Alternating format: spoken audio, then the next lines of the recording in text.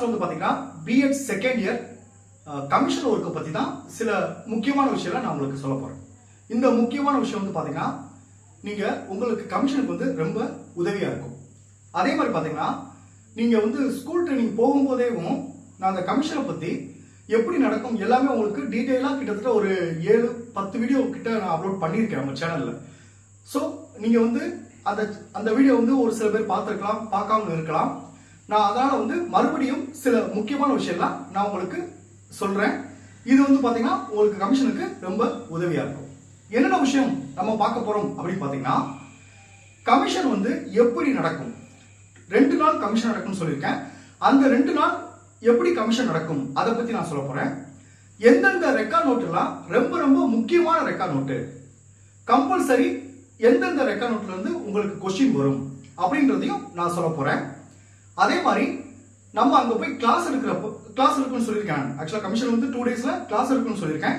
அந்த கிளாஸுக்கு நம்ம எப்படி தயாராகணும் அப்படின்ற விஷயத்தை பத்தி தான் நான் உங்களுக்கு ஃபுல்லா சொல்ல போறேன். சரிங்களா? ஃபர்ஸ்ட் பாருங்க, லெசன் பிளான் வந்து பாத்தீங்கன்னா லெவல் 1 25 எழுதிருப்பீங்க, லெவல் 2 வந்து 25 லெசன் பிளான் எழுதிருப்பீங்க. ஒரு சில காலேஜ்ல 30 எழுத சொல்லியிருப்பாங்க. நமக்கு யூனிவர்சிட்டி ரூல்ஸ் படி பாத்தீங்கன்னா லெசன் பிளான் வந்து 25 எழுதினா போதும் அப்படின்னு சொல்லியிருக்காங்க. இது ஒரு விஷயம். அடுத்து பாருங்க, இந்த 25 லெசன் பிளான்ல இருந்து ஏதாவது ஒண்ணு தான் நம்ம கிளாஸ் எடுக்க போறோம். 25ல ஏதாவது ஒண்ணு நம்மள தேர்ந்தெடுத்துக்கலாம். நல்லா கவனிச்சுங்க, அது 25ல இருந்து அவங்களா ஒண்ணு சொல்லுவாங்களா அப்படிலாம் கிடையாது.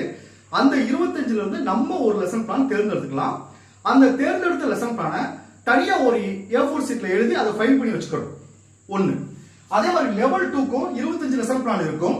அதுல இருந்து ஏதாவது ஒண்ணு வந்து நம்ம எடுத்துக்கலாம். அந்த ஒரு லெசன் பிளான், அந்த ஒரு லெசன் பிளான் எடுத்து தனியா A4 சீட்ல ஃபைல் பண்ணி வச்சுக்கணும். சோ நம்ம கையில வந்து 2 லெசன் பிளான் இருக்கணும். நல்லா கவனிச்சிட்டீங்களா?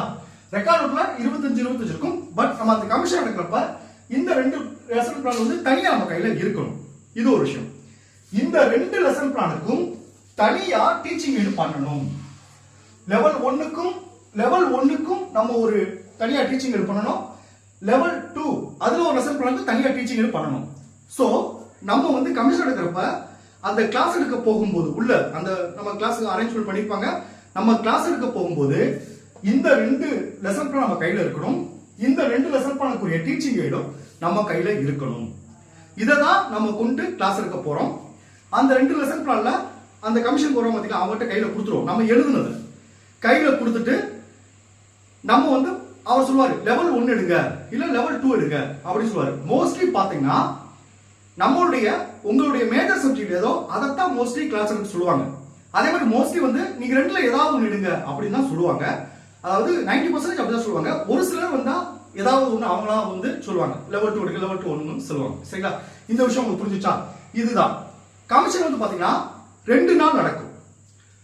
முதல் நாள் வந்து நல்லா படிச்சுக்க, முதல் நாள் வந்து ரெக்கார்ட் நோட் வந்து செக் பண்ணுவாங்க. இரண்டாம் நாள் வந்து பாத்தீங்கன்னா உங்களை கிளாஸ் எடுக்க சொல்லுவாங்க. இதுதான் மோஸ்ட்லி நடக்கும். ஒரு சில பேர் வந்து முதல் நாளே கிளாஸ் எடுக்க சொல்லுவாங்க. 2வது நாள் வந்து ரெக்கார்ட் நோட் செக் பண்ணுவாங்க. ஓகே சார், ரெக்கார்ட் நோட் வந்து எவ்வளவு நேரம் செக் பண்ணுவாங்க, எல்லா நோட்டையும் செக் பண்ணுவாங்களா, இது ஒரு கொஸ்டின். அதே மாதிரி நம்ம கிளாஸ் எடுக்கிறப்ப எவ்வளவு நேரம் டைம் நம்ம கிளாஸ் எடுக்கணும், இப்படி ஒரு கொஸ்டின் இருக்கும். நல்லா கவனிச்சுங்க. ரெக்கார்ட் நோட் செக் பண்றதுக்கு அதிகபட்சம் ஒரு ஸ்டூடெண்ட்ஸ் வந்து பாத்தீங்கன்னா 20 மினிட்ஸ் தான் எடுத்துக்குவாங்க. 20 மினிட்ஸ் தான் எடுத்துக்குவாங்க. இது அதிகபட்சம். சரிங்களா? அதே மாதிரி கிளாஸ் எடுக்க ஒரு ஸ்டூடெண்ட்ஸ் வந்து 15 மினிட்ஸ் தான், 15 நிமிஷம் தான் நம்ம கிளாஸ் எடுக்க போறோம். சரிங்களா? நம்ம ஒரு பாடத்தையும் ஃபுல்லா எடுக்க போறது.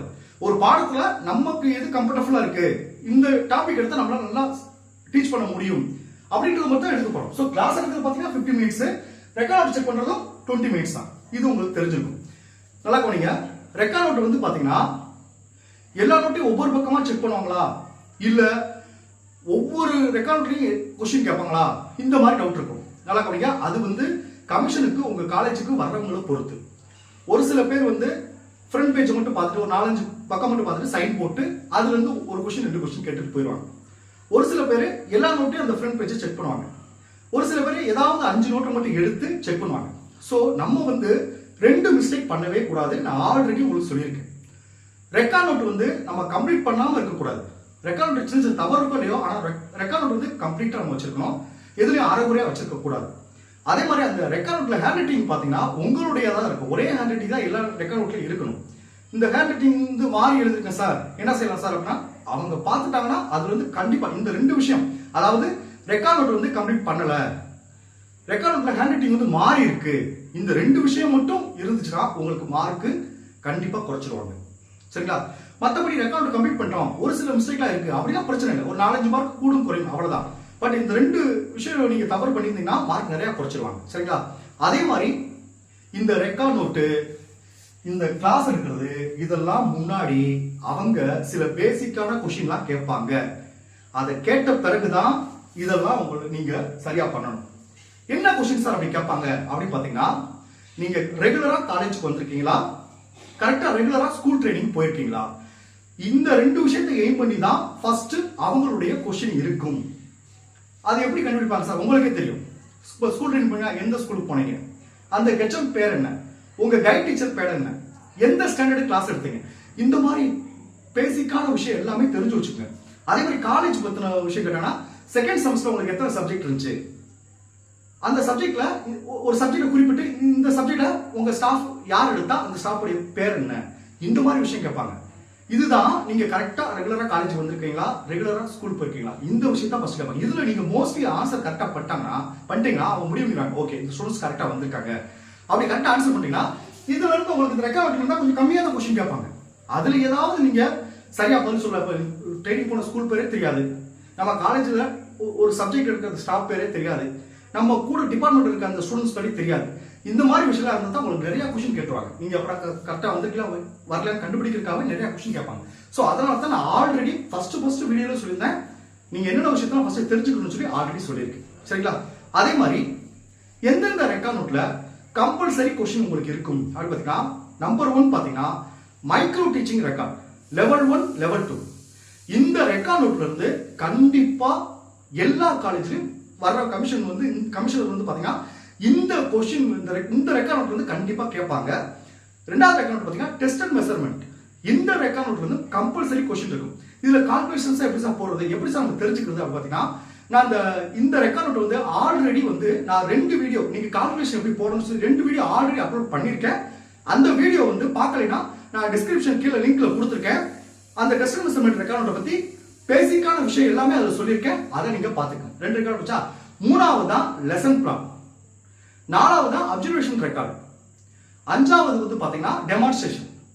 இந்த ரெக்கார்ட் நோட்ல வந்து கம்பல்சரி கொஸ்டின் இருக்கும். First record note micro teaching, second record note சொல்லிருக்கேன் டெஸ்ட் அண்ட் மெஷர்மெண்ட், மூணாவது லெசன் பிளான், நாலாவது அப்சர்வேஷன் ரெக்கார்டு, அஞ்சாவது பாத்தீங்கன்னா இந்த இன்ஸ்ட்ரக்ஷன் டெமான்ஸ்ட்ரேஷன், அந்த மாதிரி ஒரு கொஸ்டின் தான் வரும். இந்த மைக்ரோ டீச்சிங் ரெக்கார்ட்ல இருந்து நிறைய கொஸ்டின் உங்களுக்கு கேட்கறதுக்கான வாய்ப்பு இருக்கு. சரிங்களா? இதுதான் கமிஷனை பத்தின உங்களுக்கு இவ்வளவுதான் விஷயம். சரிங்களா? அதே மாதிரி கமிஷன் எப்ப சார் நடக்கும், எப்ப நடக்கிறதுக்கான வாய்ப்பு இருக்கு அப்படின்றத நான் அடுத்த கிளாஸ்ல உங்களுக்கு நான் சொல்றேன். Okay, thank you students. நம்ம நெக்ஸ்ட் கிளாஸ்ல பார்ப்போம்.